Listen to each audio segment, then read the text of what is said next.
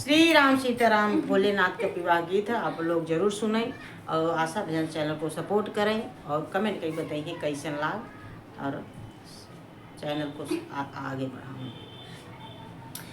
जब हो महादेव चले हैं बियाहन, जब हो महादेव चले हैं बियाहन, सपवा से सजल बरियात हो, जब हो महादेव चले हैं बियाहन, सपवा से सजल बरियात हो।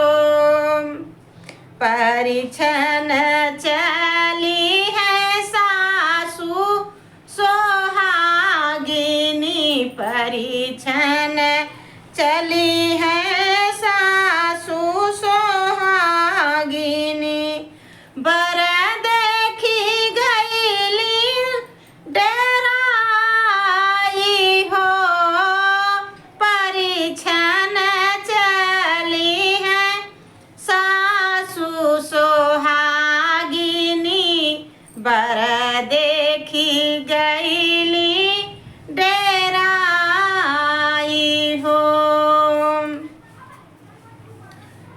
ऐसन अड़ भंगिया के गौरा न बियाहबाई, ऐसन अड़ भंगिया के गौरा न बियाहबाई, भले गौरा रही है कुंवारी हो, ऐसन अड़ भंगिया के गौरा न बियाहबाई, भले गौरा रही है कुंवार हो।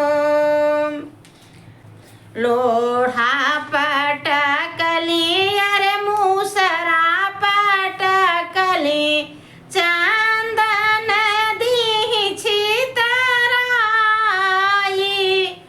हो, गौरा लई के उड़बई अरे गौरा लई के बूढ़बई, गौरा लई के उड़बई आकाश हो।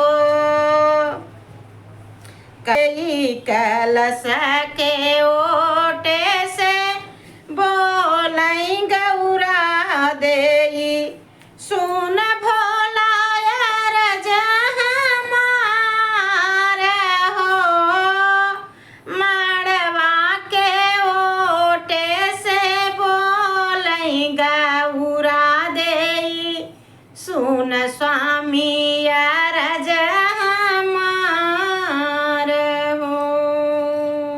तनिएक शिवजी भेष बदलत, तनियापन शिवजी भेष बदलत, नैहर के लोग पातियाई हो, तनि शिवजी आपन भेष तू बदलत, नैहर के लोग पातियाई हो। छलवा उतारी शिवजी धोतिया पहिन ले, मृग छलवा उतारी शिवजी धोतिया पहिन ले, मस्तक पे चंदन लगाई हो, मृग छलवा उतारी शिव धोतिया पहिन ले, मथवा में चंदन लगाई हो।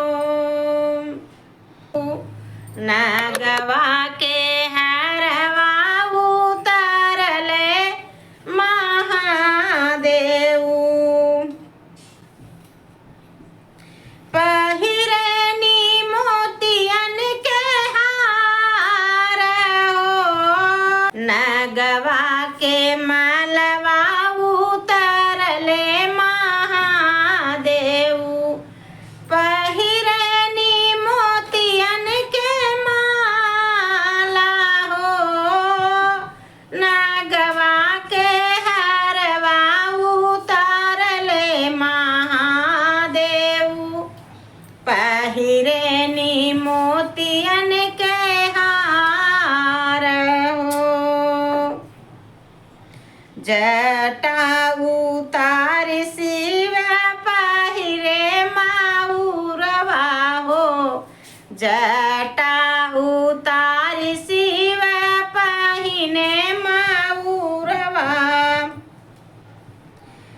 देखी सासु रूपवा हमार हो जटवा उतार शिवजी पहिने माउरवा देख सासु रूपवा हमार हो तब शिव गौरा के तो हसे बियहबई धन्य धन्य भागी हमार हो अब शिव गौरा के तो से हम बियहबई धनी धनी भागी हमार हो।